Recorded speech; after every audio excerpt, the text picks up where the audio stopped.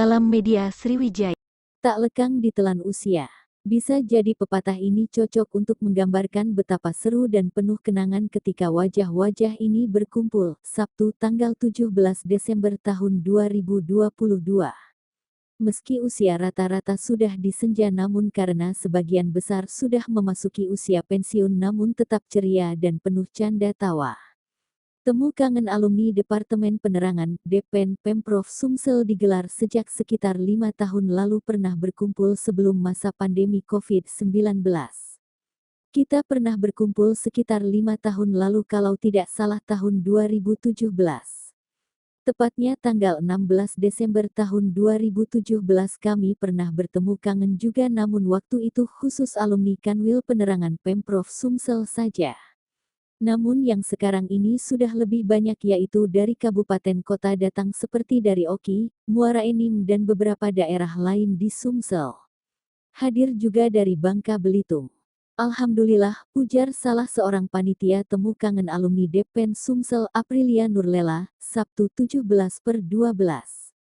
Aprilia Nurlela mengatakan sejak dibubarkan Depen Pemprov Sumsel dirinya bergabung di Kantor Informasi dan Komunikasi Inforkom Pemprov Sumsel dengan jabatan sebagai Kepala Seksi yang masih berhubungan dengan media dan wartawan.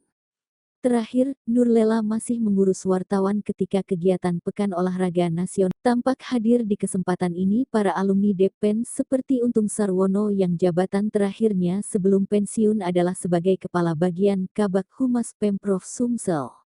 Hadir juga Sulasiman yang terakhir bertugas di Kantor Inforkom Pemprov Sumsel.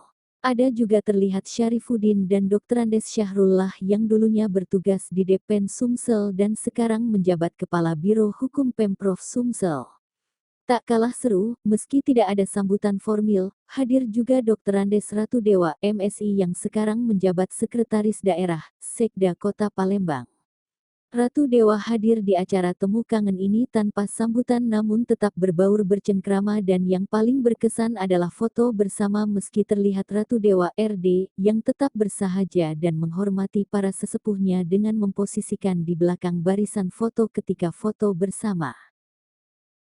Hadir juga dari Kabupaten Ogan Komering Ilir Oki dengan jumlah sekitar 19 orang yang membuat suasana menjadi lebih seru dan penuh kenangan. Hadir juga sesepuh seperti Zulhimi Cikdin yang dulunya menjabat Kepala Departemen Penerangan Kabupaten Muara Enim.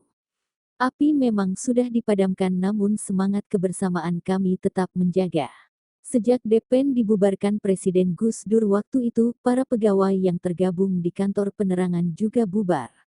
Ada ke Inforkom, ke Litbang dan ada yang kembali ke kantor Pemda namanya dulu kalau sekarang Pemprov.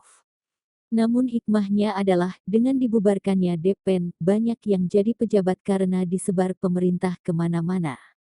Perlu diketahui bahwa karyawan Depen itu sudah teruji loyalitas kerjanya sehingga ketika dibubarkan dan tersebar di mana-mana maka rata-rata mereka dipercaya memegang posisi atau jabatan tertentu, kata Nurlela atau yang akrab disapa Lela.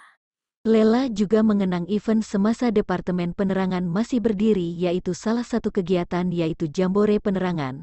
Waktu itu Menteri Penerangan RI, Bapak Harmoko, Jambore Penerangan digelar berpindah-pindah provinsi seperti di Medan, Surabaya, Purwokerto dan kota-kota lain di Indonesia. Banyak pertandingan olahraga digelar seperti voli, senam, tenis dan sebagainya. Saya sendiri pernah ikut ke Jawa yaitu ke Purwokerto dan juga pernah ke Surabaya bersama kontingen Sumsel, ujar wanita yang sampai sekarang masih tetap aktif dan eksis dengan pekerjaannya yaitu sebagai humas di berbagai organisasi seperti BKOW Sumsel ini.